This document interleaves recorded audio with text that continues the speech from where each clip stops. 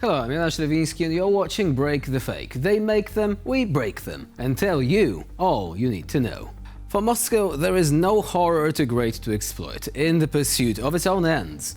Which is why it should come as no surprise that the gruesome terrorist attack on the Crocus City Hall outside Moscow, which claimed the lives of 130 people, is being used as an opportunity by the Kremlin, especially in the context of its war with Ukraine, despite being an open wound for families and loved ones of the victims.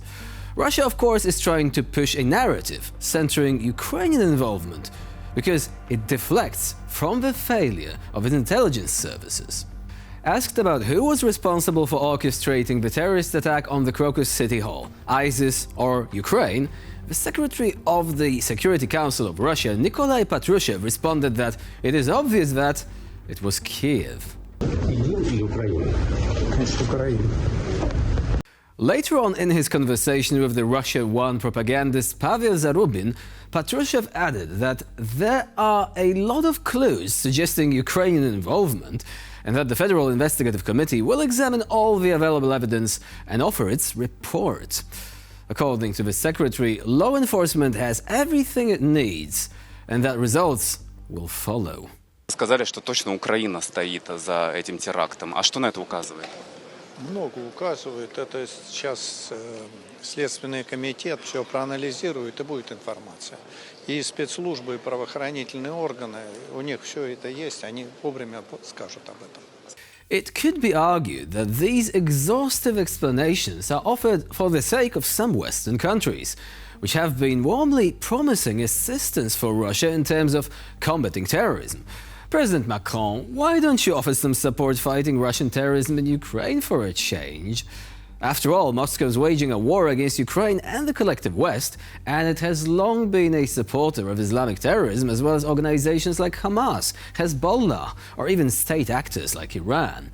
That's Russia in a nutshell, and we'd advise against any declarations of friendship or cooperation because all they do is provide more fuel to the regime in the Kremlin. Now, FSB head Alexander Bortnikov has been alleging that Ukrainian security services wanted to welcome the Crocus City Hall attackers like heroes, and added that Kiev has also been training fighters to launch a terrorist attack in the Middle East. Бандиты намеревались уйти за границу, именно на территорию Украины. По нашей предварительной оперативной информации их там ждали. Так что вот... Президент сказал, что окно даже было вот какое-то. Готовили, да, окошко. Но сейчас эта информация дорабатывается, естественно. Не хочу быть голословным, вот, с тем, чтобы говорить какую-то непроверенную, либо эмоциональную такую информацию. На ней основываться. Нужно говорить о фактах. Вот будем руководствоваться фактами в дальнейшей своей работе.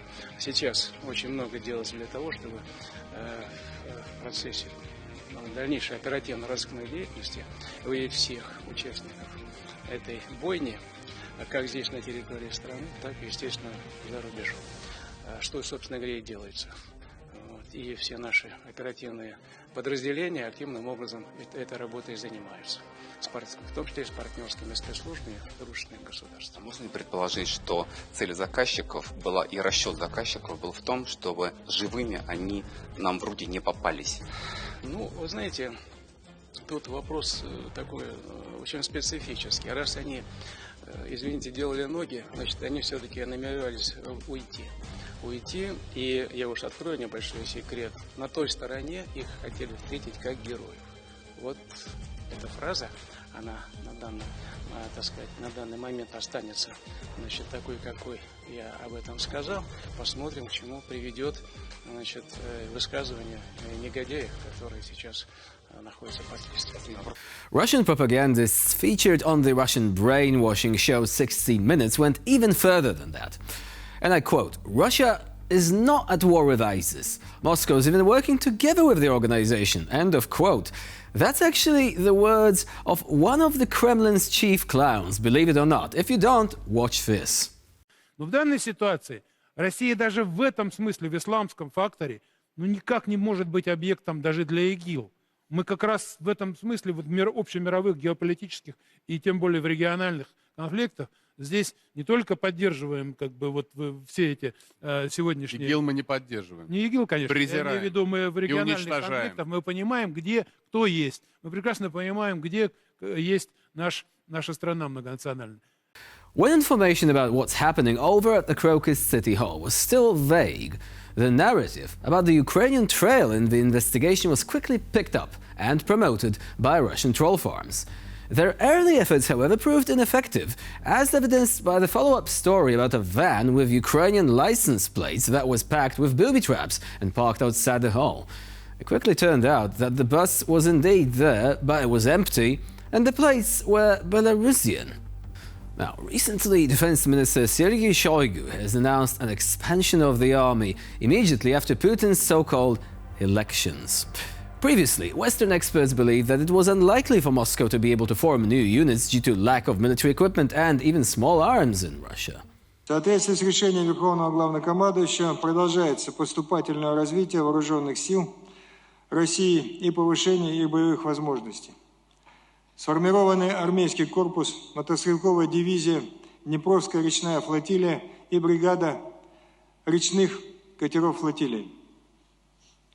До конца года планируется сформировать 2 общевойсковые армии и 30 соединений, в том числе 14 дивизий и 16 бригад.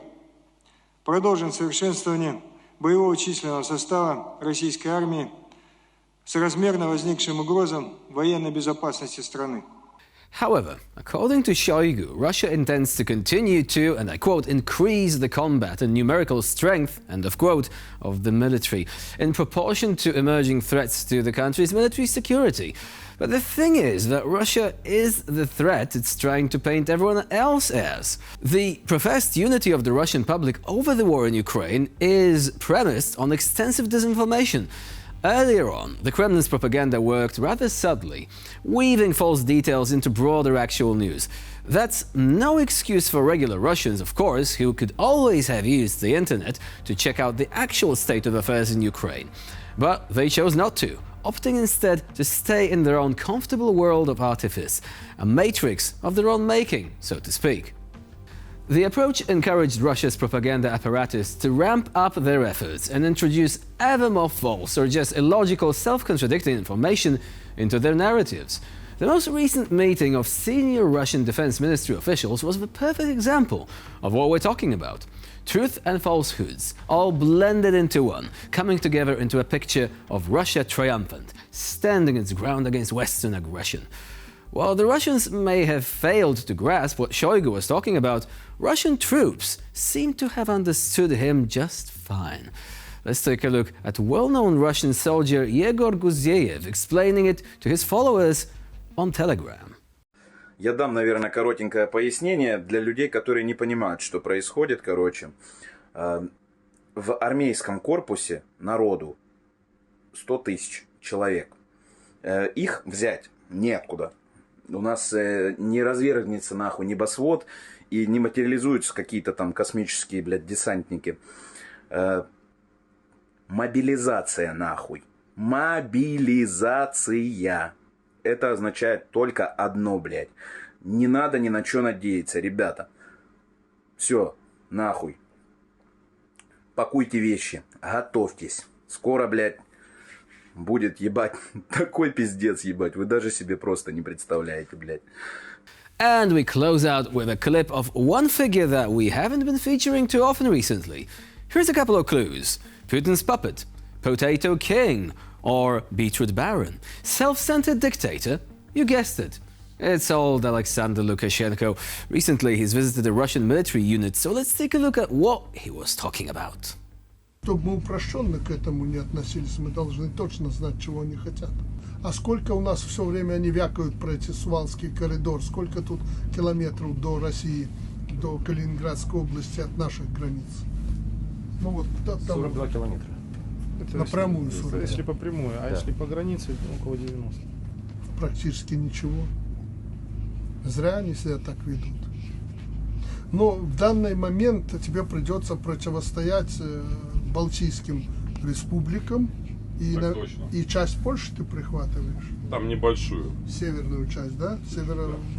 Северо-восточную. спланировано, ты уверен, что это по фронту эта территория, ты ее удержишь своими войсками. Существуют документы военного планирования, все действия. Yep, he was preparing his soldiers to withstand attacks from Poland and the Baltic states. The big question is, do these countries even know that they're supposed to be attacking someone? We don't think so. But the big old dictator and his bloodthirsty hound seems to say otherwise. So, we guess we'll have to see whom the world will be prepared to believe. And with this, we end this episode of Break the Fake. Stay with us here on TVP World for more latest news and updates. I'm Jonasz Rewiński. Bye for now.